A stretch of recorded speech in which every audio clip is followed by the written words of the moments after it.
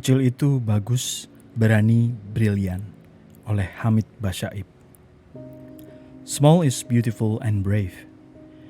Kecil itu tidak hanya bagus, tetapi juga berani. Ungkapan Sumakarian ini layak diterapkan kepada Munir.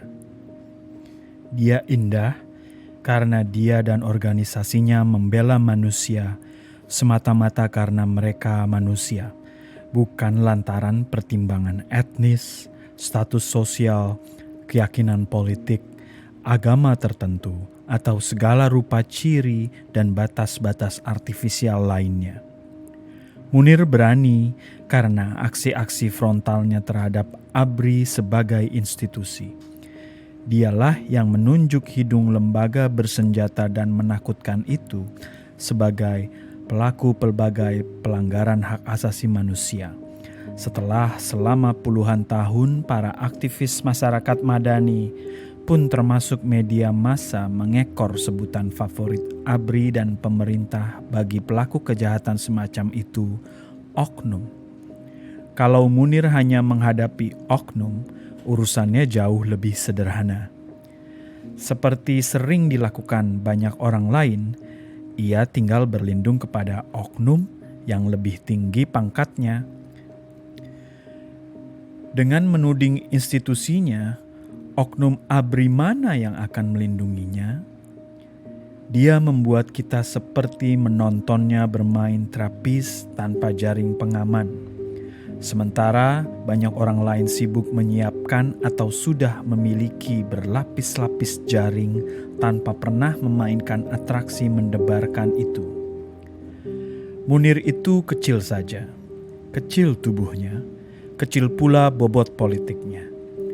Setidaknya hingga Maret 1998, ketika ia mengetuai Komisi untuk Orang Hilang dan Tindak Kekerasan, Kontra S, singkatan simbolik perlawanan terhadap S. Soeharto. Dengan tinggi 160 cm minus dan berat kurang dari setengah kuintal, ia mengacak-acak konfigurasi elit politik puncak negeri ini. Ia menyulut implikasi politik sangat berat, terutama bagi elit yang terkena, juga bagi kesadaran banyak orang bahwa negara, kendati mesin penertibnya yang perkasa itu mendapat mandat rakyat, tidak boleh menghilangkan orang secara paksa. Mesin bersenjata itu dilarang bertindak keras terhadap warga negara tanpa alasan yang diizinkan oleh hukum. Bahkan kalaupun garis politik warga negara itu menyilang garis politik negara.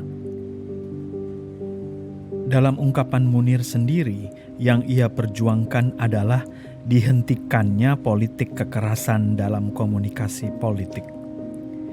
Ikhtiar itu dilakukannya dengan berani. Dan keberanian bukanlah nyali yang tak kenal takut. Keberanian adalah kemampuan mengatasi rasa takut. Munir punya perasaan takut, tapi ia memilih untuk punya pula kemampuan mengatasinya. Dari mana ia menghimpun kemampuan itu? Dari ketiadaan interest pribadi. Juga dari kesanggupannya mengatasi kebencian dalam berjuang. Ia seperti mengamalkan ajaran Dr. Saleh Mangun-Diningrat. Ketika orang itu mengizinkan anaknya berjuang hanya jika sang anak, Sujatmoko, telah berhasil menyingkirkan rasa benci dalam perjuangannya. Kau boleh berjuang menentang sistem yang buruk, tapi tak perlu membenci orang-orangnya. Itu dua hal yang berbeda. Kalau kamu campur adukan keduanya, kau tak akan tahu apa sesungguhnya yang sedang kau lakukan. Berjuang untuk mewujudkan sesuatu yang luhur, atau sekedar melampiaskan kebencian yang melilit hatimu. Dengan bekal batin yang bulat itu, Munir mampu pula mengatasi sinisme dalam berjuang. Energi itu jugalah yang membuatnya selalu optimis, bahkan pada saat ia dan keluarganya diteror dan diancam, juga diserang secara verbal dan fisikal. Jika ia sanggup dengan tegar menghadapi ancaman pembunuhan sungguhan, tentu ia lebih mudah menghadapi pembunuhan karakter. Semua bermula dari pikiran, kata para peneliti psikologi. Begitu banyak peristiwa besar yang membentuk sejarah bermula dari sebuah gagasan di dalam pikiran. Maka, kesadaran kewarganegaraan seperti yang ditanamkan Munir dan Kontras itu sungguh penting bagi kesejahteraan lahir batin sebuah bangsa. Lama sekali sebelum ide negara modern muncul, sebelum revolusi Prancis 1789,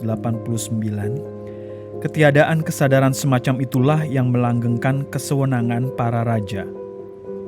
Dan kita di negeri ini, selama 3 dasawarsa penuh, ditindih oleh kepengapan serupa akibat pelumpuhan kesadaran oleh gabungan mesin represi yang kukuh dan teknik propaganda yang efektif, hingga nyaris memfinalkan kepercayaan massa bahwa merupakan hak penguasa untuk meringkus rakyatnya, dan kewajiban rakyatlah untuk semata-mata tunduk takluk pada kekuasaan itu.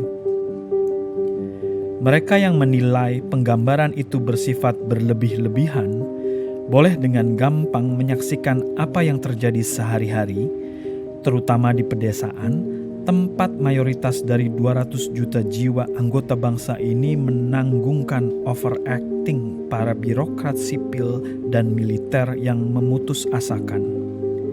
Dengan pandangan dasar sebagai subjek kuasa dan rakyat sebagai objek penguasaan, mereka memperlakukan warga sebagai kumpulan onggokan daging yang kebetulan dilengkapi saluran pernapasan. Mereka senantiasa menggenggam palu dan karenanya semua orang lain adalah paku. Pada saat-saat tertentu, eksploitasi itu mencapai tingkat yang tak terkatakan. Kumpulan itu dibohongi, ditekan, atau diancam supaya memilih partai tertentu dalam pemilihan umum. Dan desa mereka dibiarkan terlantar jika mereka ketahuan membangkang setelah kartu suara dihitung. Dikutip aneka sumbangan untuk macam-macam instansi negara. Diwajibkan menjual hasil pertanian hanya kepada koperasi unit desa. Dan ditangkap atau disiksa jika mereka ketahuan menjual ke tempat lain sekadar untuk mendapatkan harga yang wajar.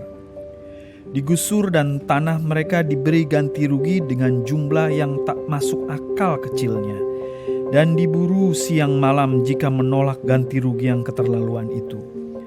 Semua itu atas nama ideologi pembangunanisme, dengan tafsir yang ditarik seluas-luasnya atau dipersempit sesempit-sempitnya tergantung kebutuhan sang penguasa pada waktu tertentu. Di sejumlah tempat, kerumunan warga negara itu bahkan dilucuti hak dasarnya untuk memilih warna cat rumah mereka sendiri. Bapak penguasa bersabda bahwa rumah mereka wajib dicat dengan warna kuning. Ketika tiba giliran massa melakukan kekerasan yang meluas, bapak-bapak penguasa itu dengan kaget dan heran buru-buru menciptakan slogan yang ditulis di atas kain hijau dengan huruf kuning pucat. Damai itu indah. Mereka yang memakai kedok nasionalisme pasti tersinggung jika mendengar orang-orang seperti Munir mengumumkan bahwa dalam banyak hal penguasa bangsa sendiri lebih buruk dalam memperlakukan warga ketimbang penguasa kolonial. Mereka seolah ingin menyatakan bahwa sejelek-jelek pemerintahan sendiri masih lebih baik daripada sebaik-baik kerajaan penjajah. Beberapa episode peristiwa semacam itu disaksikan sendiri oleh Munir ketika ia sebagai relawan Lembaga Batuan Hukum Surabaya menangani penggusuran tanah petani asparagus di tanah kelahirannya, Malang. Saat itu saya menyaksikan banyak pelanggaran HAM, tuturnya. Orang disiksa dan ditangkapi tanpa proses hukum yang benar. Jenis kejahatan itulah yang terutama ditangani oleh Munir dan Kontras. Mereka memulainya dari Aceh, tempat banyak penduduk digilas oleh mesin perang ABRI dan GAM, hanya karena sebagian kecil di antara mereka melawan pemerintahan yang sah atau justru dinilai mendukung pemerintah. Tapi malang benar nasib orang-orang kecil di tempat yang jauh itu. Pers pun sangat kurang menggubris nestapa mereka dan keluarganya yang dibunuh atau diculik, karena lokasi mereka tak memenuhi salah satu rukun layak berita atau proximity. Media massa baru menganggap peristiwanya punya news value ketika yang ditangani Kontras adalah penculikan beberapa mahasiswa dan aktivis politik di Jakarta. Politik rupanya juga kejam dalam arti membolak-balik yang real menjadi simbolik atau sebaliknya. Nilai kemanusiaan para mahasiswa dan aktivis itu di markup jauh lebih tinggi dibanding ribuan orang di ujung Sumatera. Semoga para korban penculikan yang kemudian bebas itu terus berjuang untuk ikut mengendalikan harga kemanusiaan setiap orang agar stabil, setara, dan tak dipermainkan oleh para spekulan di birokrasi, dinas ketentaraan dan kepolisian, di masjid dan gereja, di koran dan televisi, di panggung teater, sinetron, atau pertunjukan musik, di LSM lokal dan internasional, serta di kedutaan. Munir bukanlah maha pemberani. Ia punya rasa takut dan mampu mengatasi perasaan itu dengan cerdik. Segala teror mental yang diarahkan kepadanya, ia tangkis dengan prinsip sederhana yang ditanamkan oleh Suciwati, istrinya. Risiko tertinggi bagi orang hidup adalah mati. Segalanya serba tak pasti dalam hidup ini. Satu-satunya yang pasti justru adalah kematian. Dengan prinsip sederhana inilah Munir berjalan kemana-mana dengan sepeda motor bebek, membuatnya sangat terbuka untuk mengalami kecelakaan lalu lintas. Ia juga punya cara sederhana yang ampuh untuk menangkal teror-teror itu, dengan tidak menceritakannya kepada orang lain. Ia merasa menuturkannya bukan hanya berarti memperkuat ingatannya pada teror itu, melainkan juga dengan begitu ia menularkannya kepada pendengar.